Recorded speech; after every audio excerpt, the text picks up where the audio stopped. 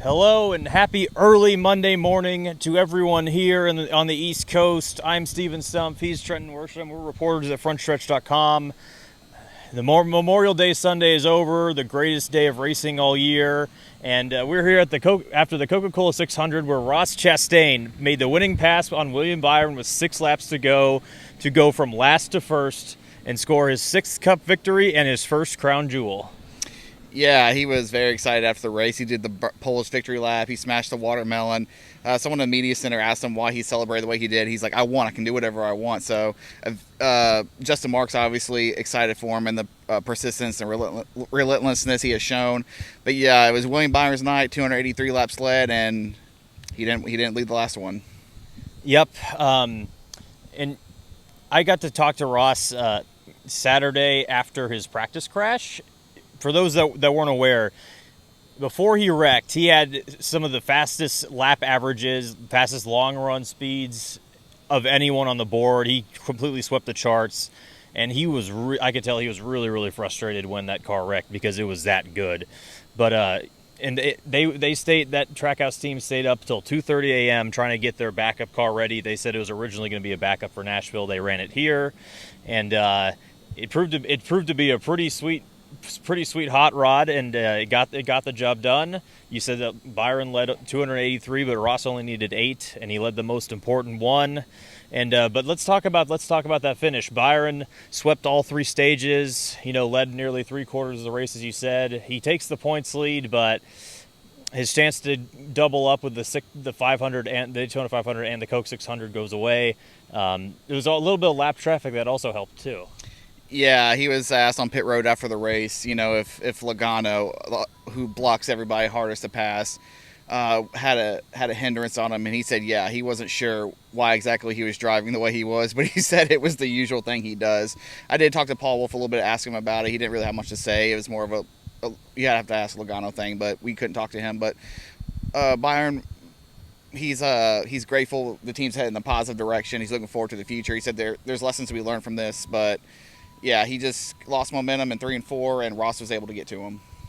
Yep, and what also helped Ross catch up was about, I think, 10 or 15 laps earlier, Tyler Reddick, after getting a speeding penalty after running top 5 all day, trying to catch up on the backstretch, he nearly wipes out right in front of Byron, and in that one lap, Byron lost a full second. And that does Ross catch up to him if Reddick doesn't really wipe out in front of Byron? Who knows? But it's what happened, and he got the job done. But it was a very eventful day for Hendrick Motorsports overall because, obviously, tough luck for them with not winning with Byron after dominating all day.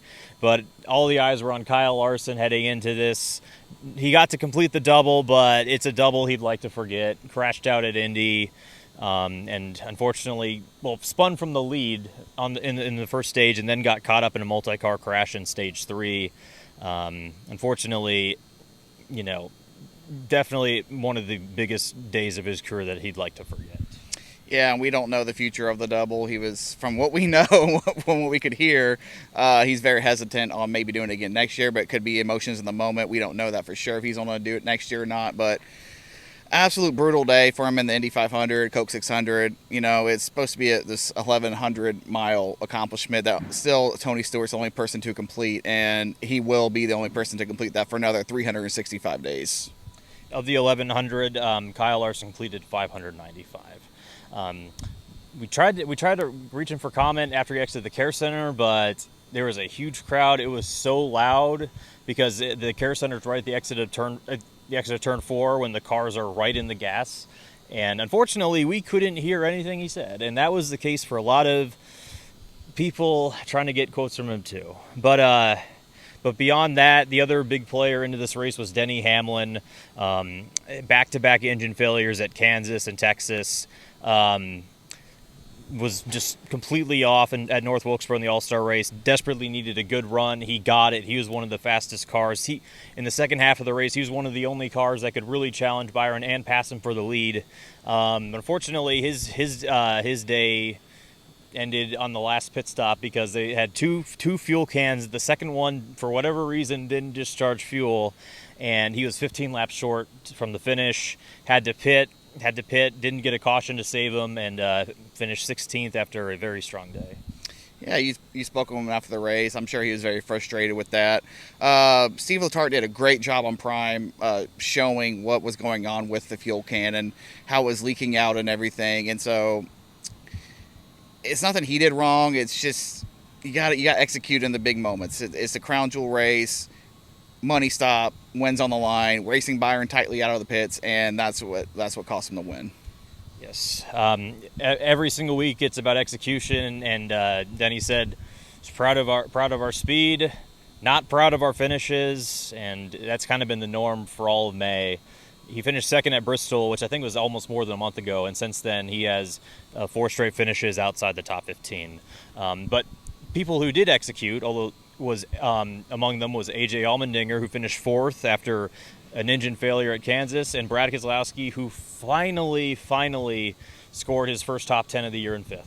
Yeah, I spoke with both of them after the race. AJ was very happy with this result. It was a long time coming for him. I asked him what more adjustments he might have needed to get a few spots better. He said, I don't think there was anything we could do. So he was very happy with it. It's where he was.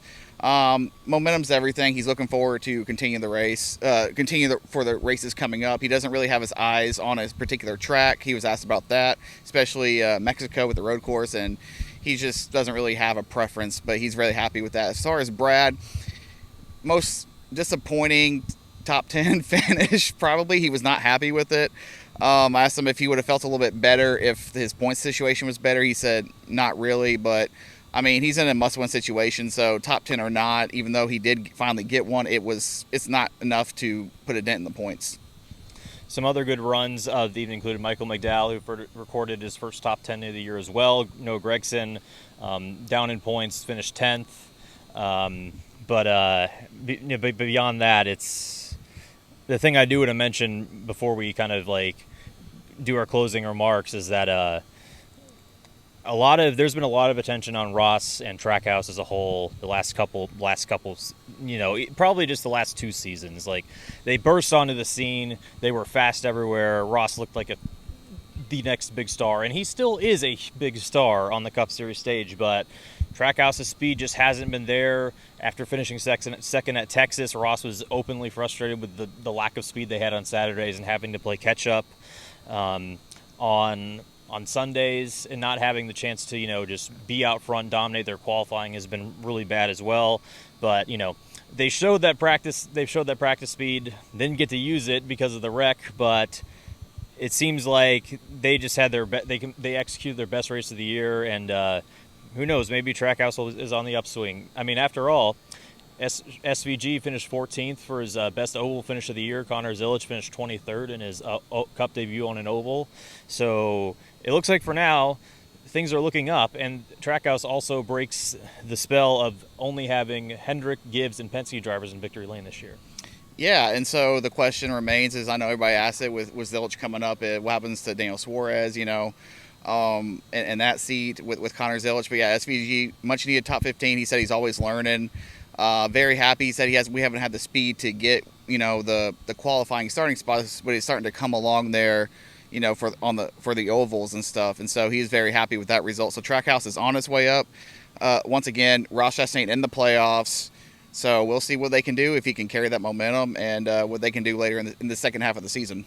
I'm glad you mentioned that point too, because even though Ross did win last year, it was in the playoffs, and there were so many winners that he didn't make the playoffs, which was a shock considering what we expect out of that team. So for them, they have this. They were pretty good on points anyway, but they have this checked off early. They can breathe easy, and they can go for as many wins as they want now. And maybe we'll see them, now that they have this win under their belt in one of the biggest races of the year. Maybe we'll see them compete more. But I think that about does it from Charlotte Motor Speedway today.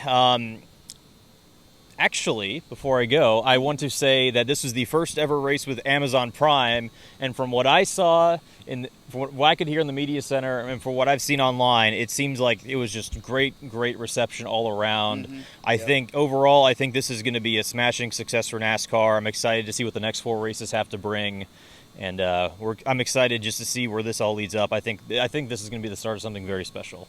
I agree. Yes. And but that's all for now. Next week will be Nashville Super Speedway, and we'll have an entirely new Frontstretch team there to provide the coverage for you then. But until then, I am Steven Stumpf. He's Trenton Worsham, and have a good night. Enjoy your week. This is Custom Patch Hats. But what makes us custom? Well, that actually begins with you. We're just bringing your unique vision to life. No knockoffs, no lookalikes. Your design is one of a kind. We know hats, we know design, and we know quality. The proof? It's in our production. Hand-stitched with precision and care, with brands you know and trust. A one-of-a-kind patch deserves a one-of-a-kind treatment, all the way to your doorstep. It's how we keep it custom. Jared Haas with Frontstretch.com. Come back soon for more great racing videos. And if you like us, make sure to hit that subscribe button.